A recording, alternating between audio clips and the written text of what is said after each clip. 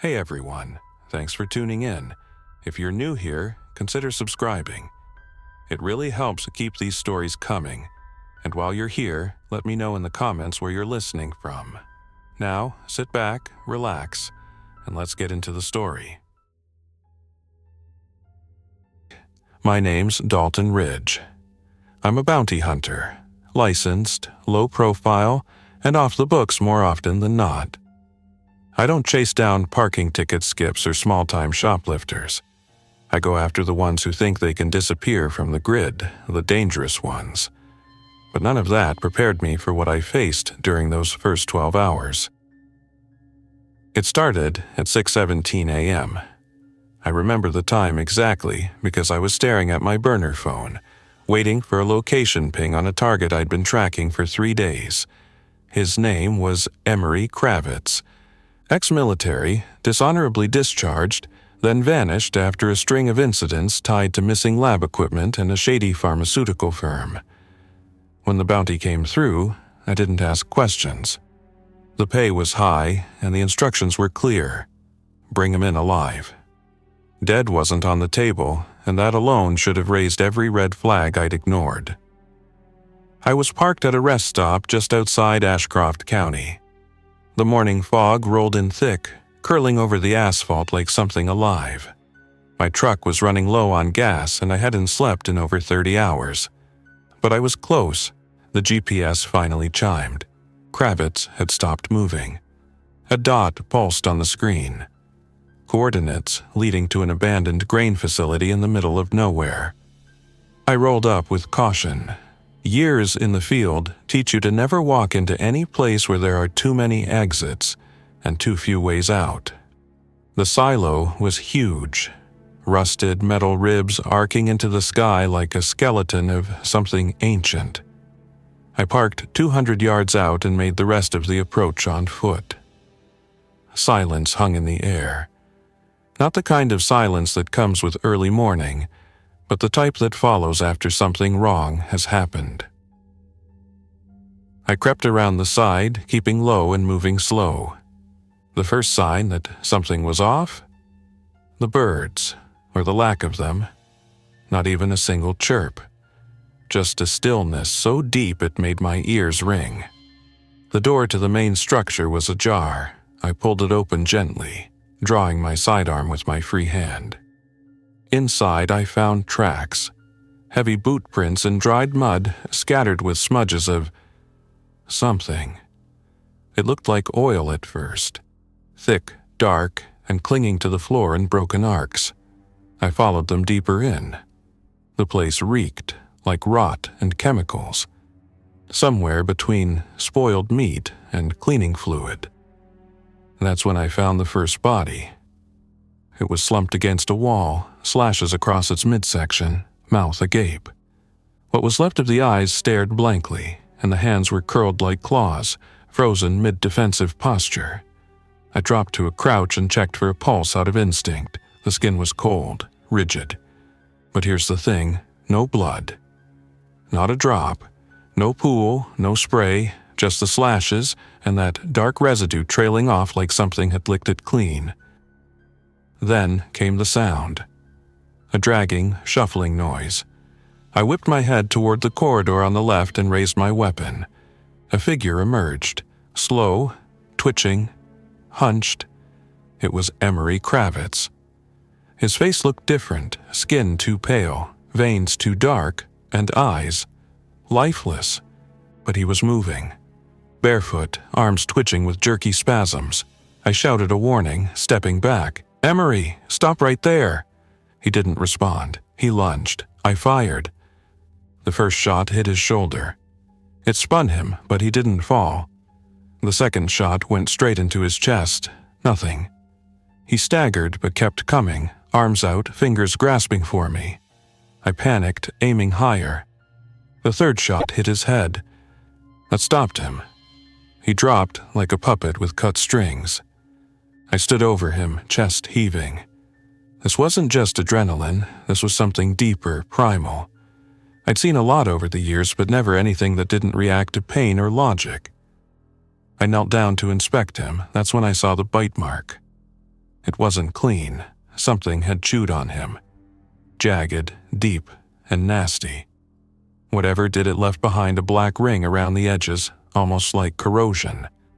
His skin was discolored. The area around the wound had blistered. I took a photo, backed up, and got out of there fast. I made it back to my truck and tried calling the client. No response. I turned on the radio, static, every station.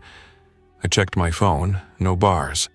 That's when the first emergency alert hit. A blaring tone filled the cabin, followed by a flat, robotic voice. Emergency, broadcast. This is not a test. A widespread biological threat has been reported in several counties. All residents are advised to shelter in place. Avoid contact with individuals displaying aggressive behavior, unresponsiveness, or physical decay. Stay tuned for further instructions. I stared at the phone, my mind racing. Then I looked at the grain silo in my rearview mirror. It wasn't just Kravitz in there.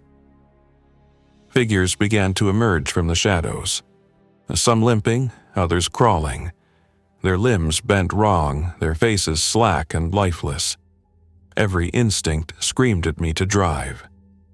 So I did. I hit the gas and didn't let up. I didn't know where to go. Every direction felt wrong. I passed a farmhouse, then a gas station, then a few parked cars abandoned on the side of the road. Some with doors open, some with the engines still running. Then, about 10 minutes later, I saw the overturned school bus.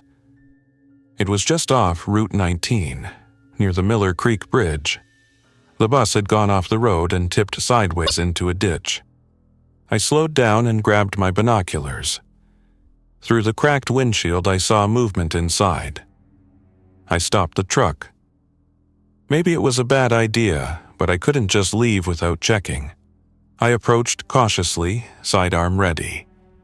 The windows were fogged from the inside, smeared with handprints.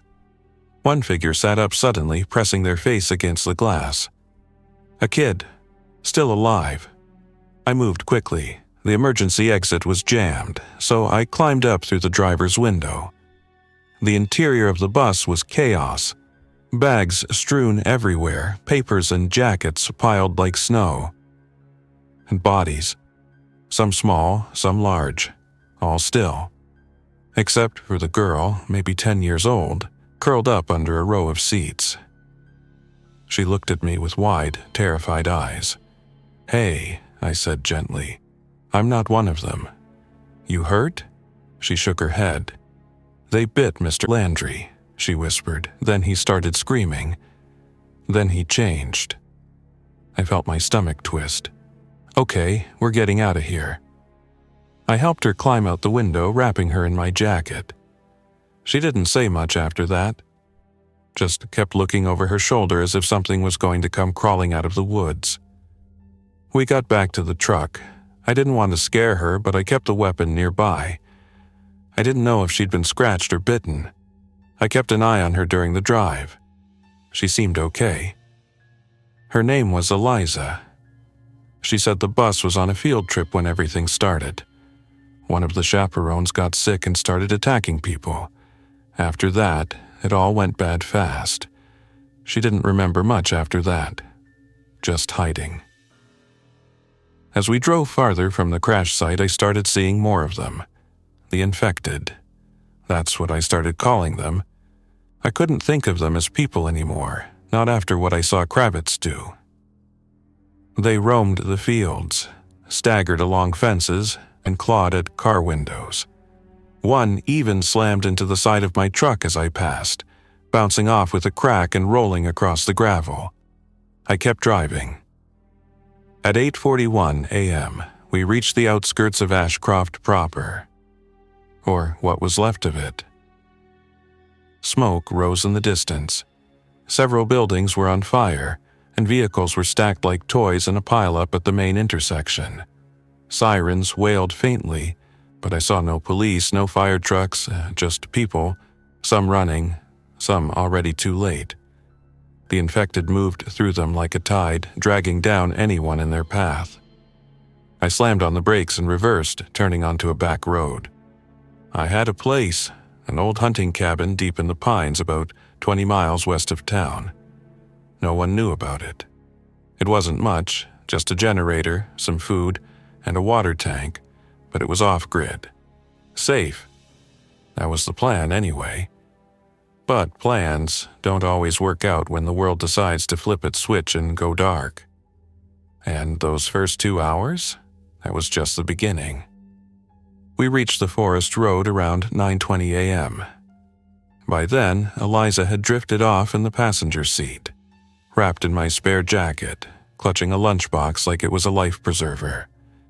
I kept my eyes on the tree line, watching for movement. Every shadow felt like it might lurch forward. My nerves were fraying at the edges. The trail to the cabin wasn't paved. It was a winding stretch of gravel and brush barely wide enough for the truck. I'd built the place years ago as a getaway spot.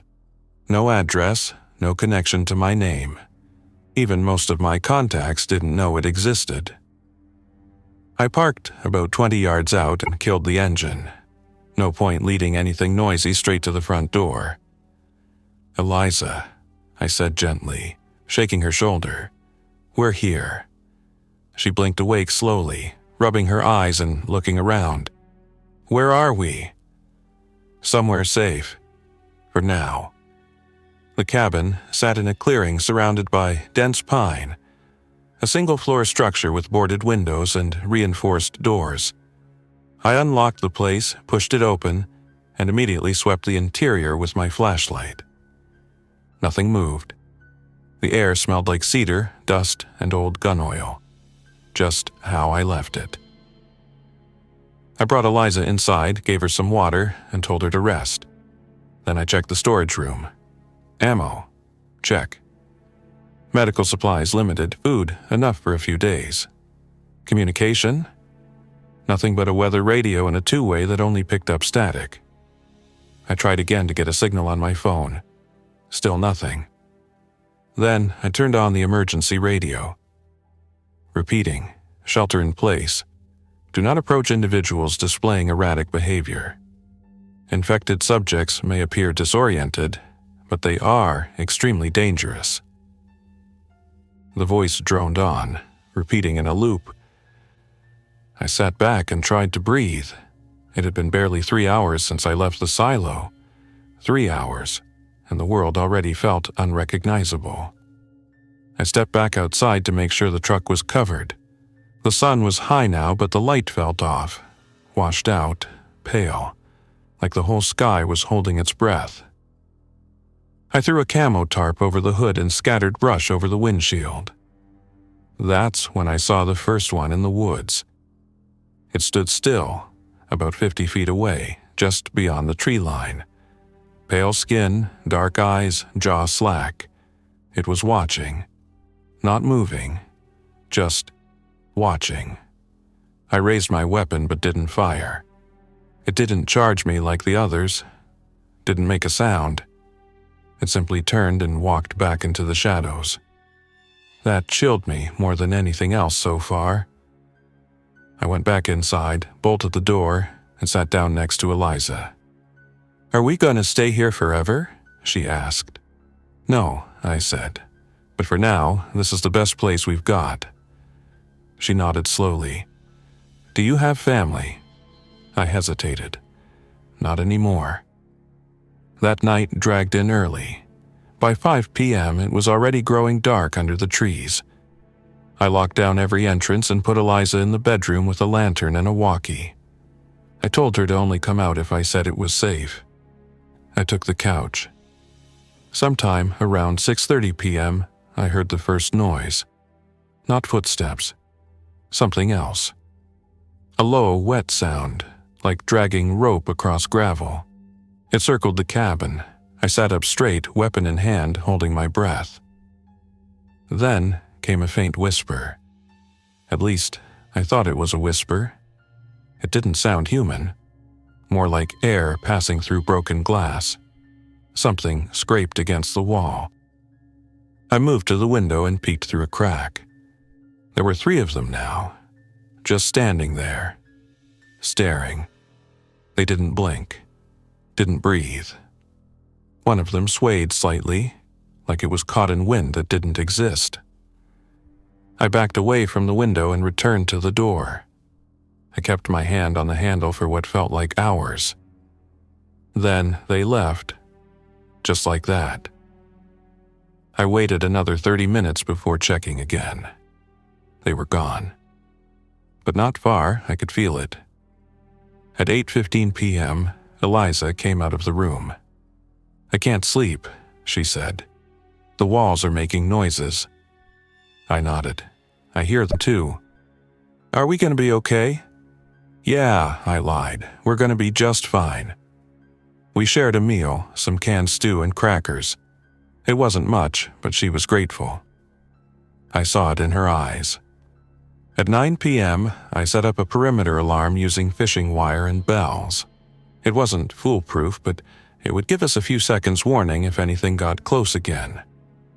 We took turns resting. At 11:27 p.m., the bells rang. I leapt up, grabbed the shotgun, and peered through the front window. A figure tripped the wire, then paused, staring at the cabin. This one wasn't like the others. He was wearing a hazmat suit, at least part of one. The visor was cracked, and the yellow fabric was torn and stained black around the seams. He stumbled forward, collapsed on the porch, and didn't move. I waited. Still nothing. Against every ounce of better judgment, I went out to check him. The body was cold, not infected yet. He had a gash along his side, and a sealed pouch clutched in one hand. I took it, then dragged him a few feet from the porch and returned inside. The pouch had a seal from the CDC. I opened it and found a folded map, a USB drive, and a handwritten note. "Do not let them reach the water. They change faster in warmer bodies. If you're reading this, head north. Radio station Keza 54 is still online." It didn't make sense, but it was something. I booted my old laptop and connected the USB drive. There were 3 files. One was a series of short video clips, lab footage. Doctors in containment suits, people strapped to hospital beds, restrained and monitored. One moment calm, the next screaming, convulsing, then complete stillness. Until movement returned, unnatural, stiff, jerky. I couldn't watch all of it. The second file was a voice memo. A tired man speaking in gasps. "We thought it was an old pathogen, locked in the permafrost. Climate shift woke it up. Then someone sold samples. It mutates through fluids. Doesn't always bite, sometimes just a scratch is enough, and water. Water makes it spread faster." He coughed violently. "If you find this, avoid rivers, lakes, stay high, dry, or it spreads." The third file was coordinates. Somewhere near the state line, way up north, a broadcast tower. Maybe the last operational one. I printed the map. We'd have to leave soon. The cabin wouldn't hold out forever. I marked our position, then went to check on Eliza. She was asleep on the couch now, the blanket tucked around her, a flashlight still clutched in one hand. I sat beside her and watched the door. I didn't sleep that night. Around 2 a.m., I heard the bells again. But this time, they didn't stop ringing. Something kept moving through them, back and forth, pacing, over and over again. I rose and peeked out. At least 6 of them now. They weren't looking at the cabin. They were sniffing the air. Then one of them tilted its head and stared directly at the window. Straight at me. It started walking toward the door. The creature outside the cabin moved slowly, deliberately. I held my breath, barely blinking as it stepped onto the porch. Its movements were smooth, like it had learned something the others hadn't. It didn't snarl, it didn't lunge. It just stood there, hand twitching at its side, face lit by the dim glow of my lantern behind the window. It tapped a finger on the wood, once, twice, then turned and walked off into the dark. I backed away, bolted the door tighter, and checked the perimeter camera feed. 5 more figures paced in the clearing. They moved like they had nowhere to be, no need to hurry, like they had all the time in the world. At 3 a.m., I decided we couldn't stay. I grabbed the map again and studied the route north. Eliza would have to wake up soon. If we left before dawn, we might avoid another confrontation. The creatures seemed bolder at night. I packed gear as quietly as I could: food, medical supplies, ammo, the CDC pouch, and a canteen. I filled it with water from a sealed jug, not the rain barrel outside, not after what I'd seen in the files. At 3:45 a.m., I gently woke Eliza. "Time to move," I whispered. She sat up, bleary-eyed. "Why? What's wrong?" "They're getting closer. We're heading north, somewhere safer. I'll explain in the truck." We loaded everything into the bed under the tarp. I kept the truck lights off and guided her through the brush with a flashlight under my jacket. I could feel eyes on us, even if I didn't see anything. The silence was too heavy, too still. At 4:20 a.m., we pulled onto the gravel path. I started the engine, and that's when I saw one of them standing in the middle of the road. It didn't move, just stared. I gunned the engine and it finally stepped aside at the last second. As we passed, it brushed its fingers along the side mirror. No reaction. No sound. Eliza clung to the seatbelt. Why didn't it try to stop us? "I don't know," I muttered, "but I don't think it wanted to." The highway was mostly empty, save for a few abandoned cars and a burning overpass near the city outskirts. We kept to the side roads and back routes, avoiding the main freeways. The sun broke over the horizon around 6:10 a.m. Normally, that would have brought some relief, but this morning, it only painted the landscape in a sterile gray. Smoke hung in the air. Distant sirens had gone quiet. The towns we passed were hollowed out. At 7:15 a.m., we reached a gas station that still had power. I parked under the awning and checked every aisle while Eliza stayed in the truck. I found sealed snacks, some batteries, and bottled water. A few of the coolers were still running. Then I found something in the back office. A handwritten note taped to a broken computer monitor. "They don't rot anymore. The ones that survive the first transformation. They change into something else. Smarter. Quiet, not blind like the others." I folded the note and took it. On my way out, I noticed a trail of dark streaks on the floor leading into the restroom. I didn't check it. Didn't need to. We got back on the road by 7:45 a.m., heading toward the coordinates from the drive. Around 8:30 a.m., we reached a tunnel leading through the foothills. The map showed no way around, only through. I slowed the truck and switched on the high beams. The inside was pitch black. Halfway through, the radio in the glove box clicked. It shouldn't have. It was off. Then it buzzed, once. Eliza looked at me. "Did you hear that?" "Yeah." Another buzz, followed by static. I stopped the truck. The radio crackled again, and this time a voice came through, faint and broken. "If you hear this, keep driving. They adapt, they're learning." Then silence. I looked in the rearview mirror. Shapes in the tunnel entrance. Not close yet, but they were there, watching. I hit the gas. The tunnel stretched on forever.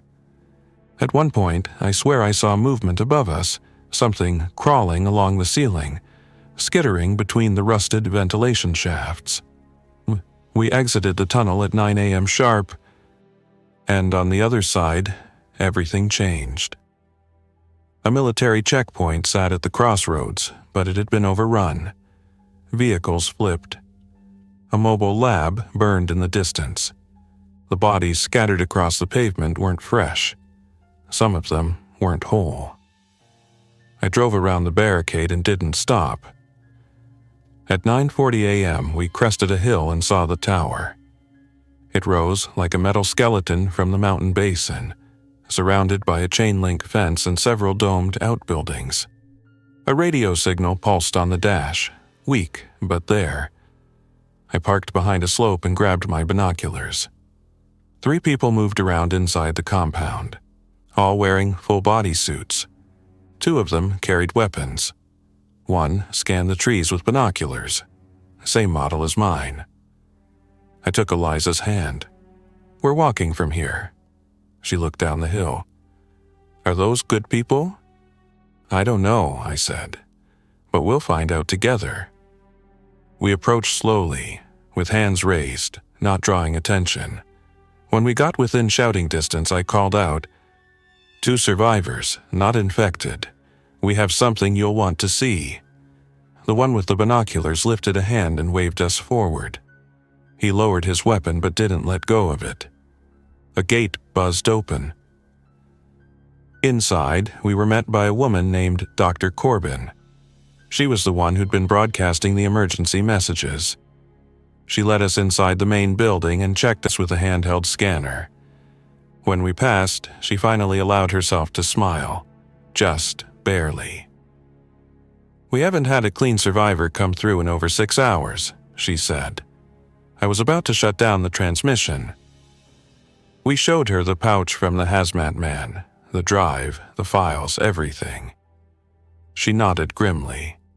"I know who this came from. He was one of our researchers. We lost contact 2 nights ago." Then, she said something that made my stomach turn. "The outbreak didn't start yesterday," she said. "It started last week. But we only learned how fast it could spread after the water supplies got hit. You're not the first to say they're adapting." "They're changing," I told her. "One of them followed me for miles. It knew how to hide. It knew how to wait." She looked at me carefully. "Then we're running out of time. It's 11 a.m. now. The first 12 hours are over. I've taken Eliza to the medical station. She's being looked after, fed, sheltered. For the first time in days, she looks safe. But me? I'm sitting in a reinforced room with Dr. Corbin and 3 others. They're planning a sweep north, trying to reach the last known operating research facility. They want me to guide one of the teams. They say I have experience.